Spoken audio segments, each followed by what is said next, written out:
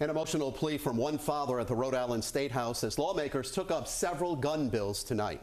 I'm Mike Montecalvo. And I'm Shannon Heggie. One bill passed by the House Judiciary Committee would require gun owners to safely store their weapons, something that father says may have saved his son's life.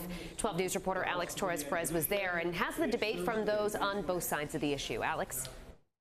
Around 24 people for and against gun reform attended tonight's House Judiciary Committee meeting. Some argue that these bills would actually make it harder for people to defend themselves, but others disagreed, including a father who's still mourning the death of his son. He loved everybody. He loved everybody. He had a big heart. David Vanes is still heartbroken 2 years after his son Dylan was shot and killed while visiting a friend's home. My son would be alive today if his friend's uncle's guns were locked up. And David knows he's not alone, which is why he sees the safe storage bill advancing as a win. It's very overwhelming. The bill would require gun owners to lock up their guns and keep ammunition separate. However, some argue the wording is too one-sided.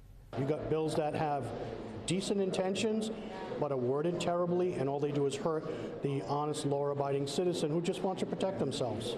Specifically, the portion that would hold a gun owner responsible if a child or someone who's not allowed to have a gun used a weapon to commit a crime or hurt someone. They have no control over what happens when a firearm is stolen. But those who are pushing for change say more good will come from the bill, as it includes a gun safety aspect, requiring gun safety information to be posted at gun stores and schools to share pamphlets on gun safety to kids and parents. If one person learns how they should properly store a weapon and it prevents their kid from getting it, it's worth it. You know, what's one life worth? For David, it will bring a bit of justice. When it comes down to common sense, just keep your guns locked up. Gun safety, there's ways around it.